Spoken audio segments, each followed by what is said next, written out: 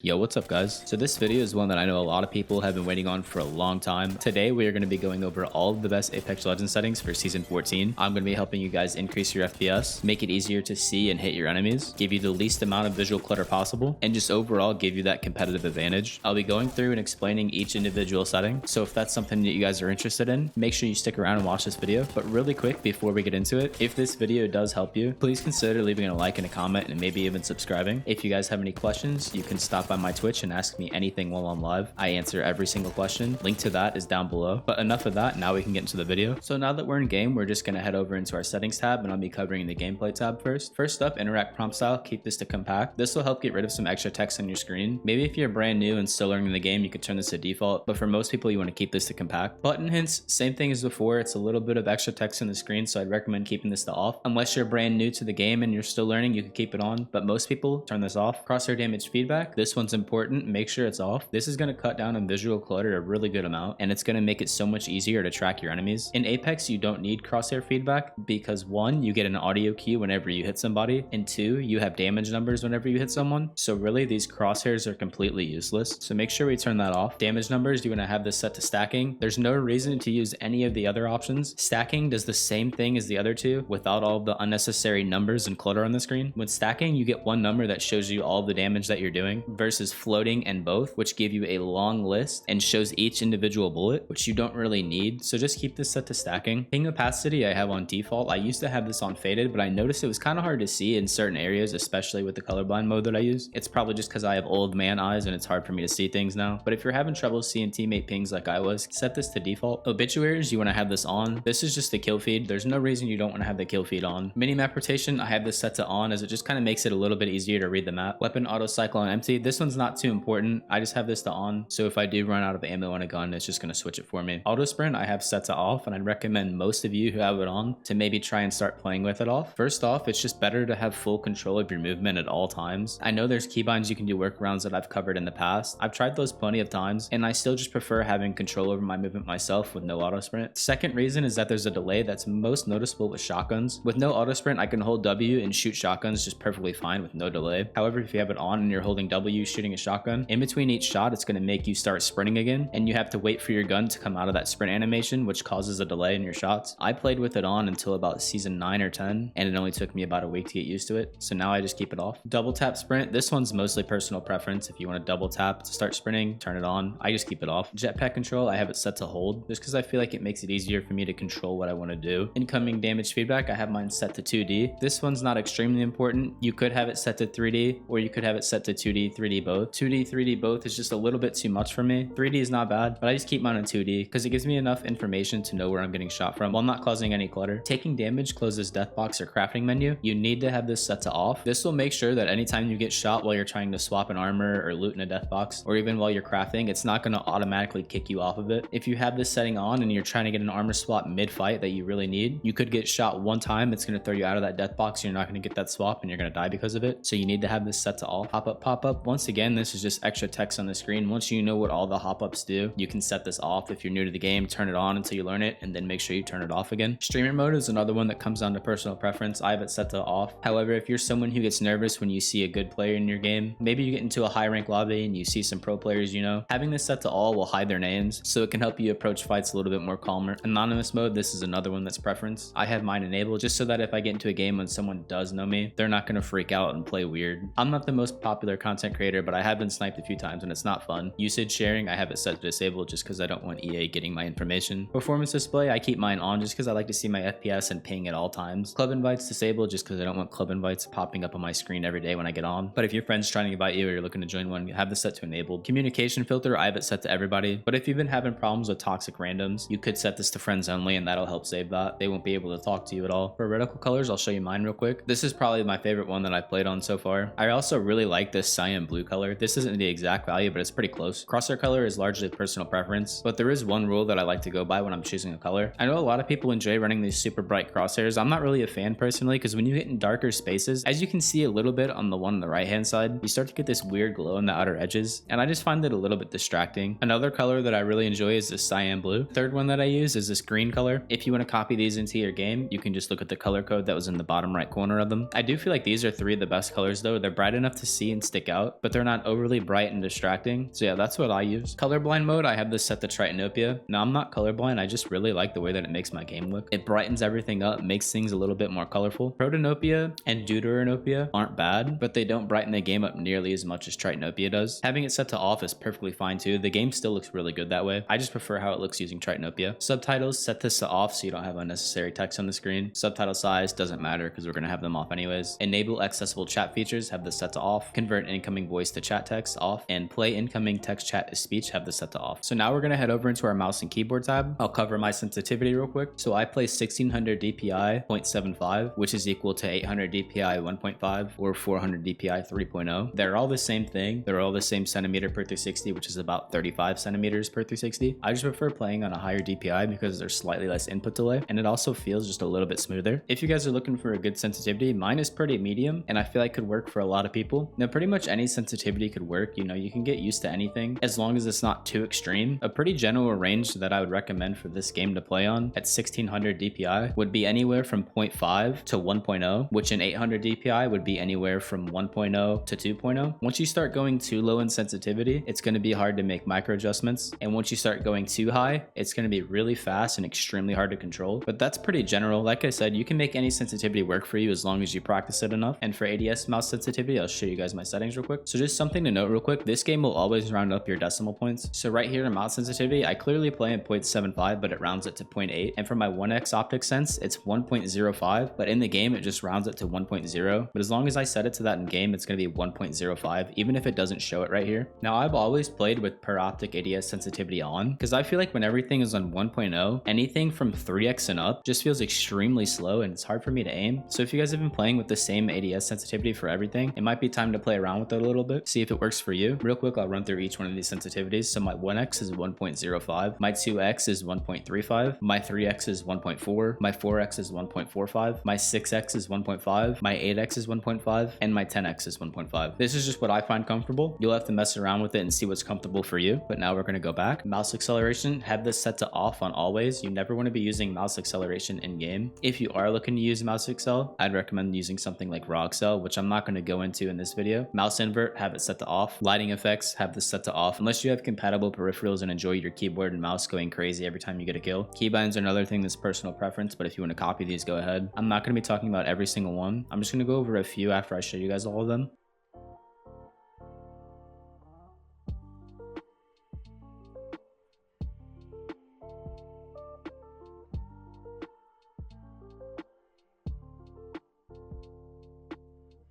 So the first keybind that you guys do need to have is you need to have your scroll wheel up or down, whatever you prefer, on your move forward, and that's going to allow you to tap strafe. The next one that you guys need to have, either your scroll wheel up or down, whatever you didn't use for your move forward key, set that to jump, and that'll allow you to B hop. Next one is going to be a secondary crouch keybind so that we can super glide. I have mine set to V. A lot of people like to use C. Those keys are just really easy for your thumb to hit those and spacebar at the same time, which you need to do in order to do a super glide. Just another one that I wanted to mention real quick, ADS toggle can also be really good. I haven't done it yet personally, but I plan to in the future. But toggle ADS can be really good because you're relieving that tension off of your mouse whenever you're aiming in. So it's going to make it a little bit easier to track and be smooth, but I'll be saving that for a future video. Another thing, heel keybinds can be really useful. It can save you those split seconds that you need in a fight. And the most important keybind of them all, make sure you have your inspect keybind. So if you're a dirty Wraith main like me, you can sit there and spin your kunai all game instead of shooting your gun. That's going to cover it for mouse and keyboard. Now let's head over on to controller. Now controller settings don't really matter. All you have to do is plug it in and you basically have aimbot. So I'm not going to be talking about this one too much. So we're going to go ahead and head over to the video tab. So first things first, we're going to talk about aspect ratio and resolution. If you guys have been watching me for a while, you know I flip back and forth between 1728 by 1080 and 1920 by 1080. But for most of my time playing Apex, it's been on 1728 by 1080. And I do notice a pretty good difference in my gameplay when I am on stretch res. I feel like my aim's a little bit better, my clips are better. It could be placebo, or it could be that it actually is easier to hit enemies on stretch. And even though that advantage might be pretty small, I do feel like it is there with stretch res. So it's definitely worth trying out for yourself and seeing if it's right for you. Now obviously 1728 by 1080 is going to be my most recommended resolution, but 1680 by 1050 is another good option as well. And if you want to play 4:3, there is workarounds you can do to play 1440 by 1080. That one's really good. But my two most used resolutions are 1920 by 1080 native and 1728 by 1080. It really is the god res. You get to play stretched while losing almost no visual clarity at all. For brightness, I have this on 70. I've played all the way up to 80 brightness, and that's really good. With brightness, I feel like the highest you can go without your game looking too washed out are hurting your eyes is going to be the most beneficial, just because cranking up that brightness kind of turns down the contrast in the shadows and makes it a little bit easier to see in darker areas. I feel like 60 is going to be the sweet spot for most people, but if you guys don't like that, 50 is not bad at all. I wouldn't go any lower than 40 though. 70 is my favorite, and a lot of people come into my stream and say it looks really good as well. Field of view, I play 110. There is ways to go past this and play 120. It's really easy to do. I'll have a video linked down below, but anything past 110 is not going to be tournament legal, so I usually just keep it on this in case I ever do want to play competitive in the future. I probably won't, but who knows. I also wouldn't recommend playing lower than 100. There's going to be a lot more perceived motion in your enemies, and it's going to make it look like they're moving faster, and it's going to make your sensitivity feel extra fast, and you're also going to be losing out on a lot of info that someone else may have if they're playing on a higher FOV than you. So there truly is just no downside to playing high FOV in this game. Almost every single pro player plays on the max, and it's for a pretty good reason. FOV ability scaling, you want this set to disabled. This makes it so that when you do things like Octane Stim or Bloodhound ult, it's not increasing your FOV, which if you guys didn't know, FOV is linked to your ADS sensitivity. So the higher your FOV goes, the more it's going to change your ADS sensitivity. So this will just make sure that your sensitivity is consistent across all ability usage. Sprint view shake, this set to minimal. This one's pretty self-explanatory. You don't want your camera to be shaking everywhere when you're running in game. Now for the advanced video settings, Vsync, have this disabled at all times. You never want Vsync enabled in game. The only time you want Vsync enabled is in your Nvidia control panel, while also using G-Sync and having your frame rate cap below your refresh rate of your monitor, but just have it disabled in game. Nvidia Reflex, I have mine set to enabled plus boost. It's going to help you guys lower your input delay. Now the better your PC is, the less you're going to notice it, but still have it enabled anyways. Adaptive resolution FPS target, I have this set to off. Adaptive super sampling, I have it disabled. Anti-aliasing, I have it set to none, just because I don't like how anti-aliasing looks. I don't like how it smooths out the edges and kind of makes everything look muddy. But if you do prefer that, you can have it set to on. There really isn't a performance hit. Texture streaming budget is another one of these settings where there isn't really a performance hit no matter how high you go. I change this all the time. I usually play on high 4 gigabytes. Recently I've been on none, which makes your game look like a potato, but for the past week I've had it on very high, and there really is no performance hit whatsoever. Texture filtering, I have mine just set to the lowest on bilinear. You could crank this up. There's not really much of a performance difference there, but I also don't really notice a difference how it looks in game, so I just keep it set to bilinear. Ambient occlusion quality, have this disabled. Sun shadow coverage, have this to low. Sun shadow detail, have this on low. Spot shadow detail, have it set to disabled. Volumetric lighting disabled. Dynamic spot shadows disabled. Model detail low. Effects detail low. Impact marks disabled. And ragdolls on low. Now it's pretty common sense that if you want the best performance possible, you're just going to disable everything, put everything to the lowest. And I know I'm going to have those couple people in the comments saying, oh, but there's 2 settings that you can enable to make your character look better in the lobby. I don't know why you would really care about something like that unless you're spending most of your time dead and in the main lobby anyways. There are a couple of extra things that I'm going to show you after I go over audio that's going to help you lower your graphics even more and further increase your FPS. But first, we're going to head over into the audio tab. Now, master volume, I have this set to 100. I just have it on 0 for the purposes of the video, but I always play with the set to 100. And then I adjust my volume on my DAC. I leave my Windows volume set to 100 as well, and I do all of my volume adjusting on that separately, just so I know that I'm not bottlenecking anything and I'm getting the best possible sound quality that I can. Voice chat input device, you want to just set this to whatever your mic is. Mine's my Wavelength microphone. Voice chat record mode, please, for the love of God, put this on push to talk. It is 2022 and I still hear people using open mics. No one wants to hear your kids yelling in the background or a vacuum running, so please put this on push to talk. Or if for some reason you really can't use it, you can set it to open mic and you can change this threshold accordingly to where it won't pick up any background noise, but most people should just keep it on push to talk. Incoming voice chat volume, I have it turned down a little bit to 60 just because I don't like when the people are yelling in my ears and eating their mic. Sound effect volume, have this set to 100.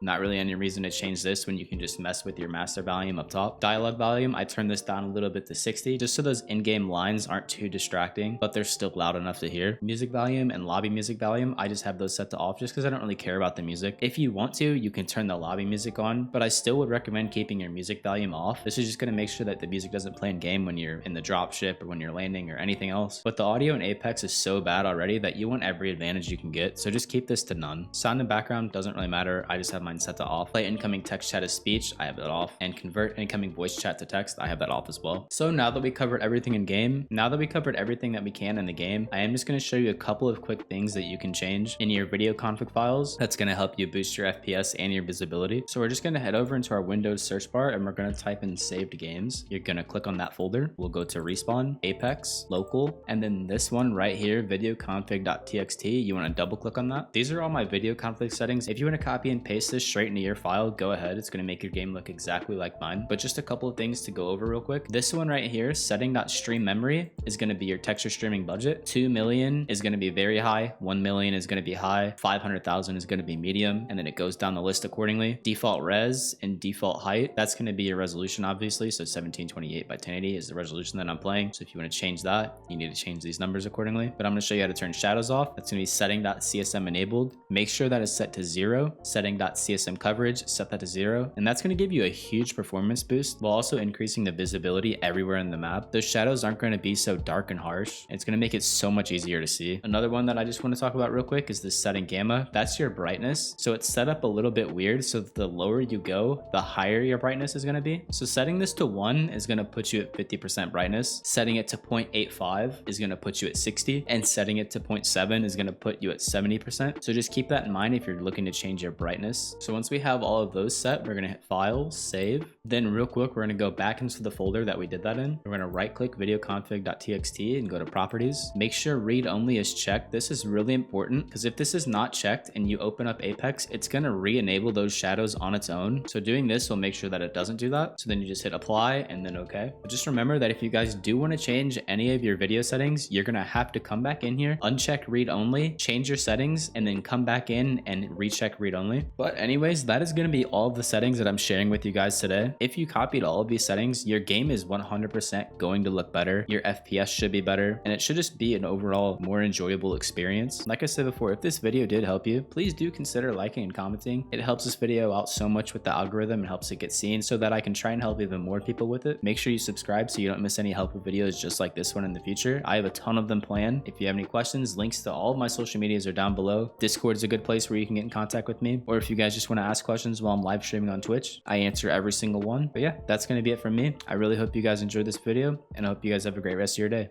Peace.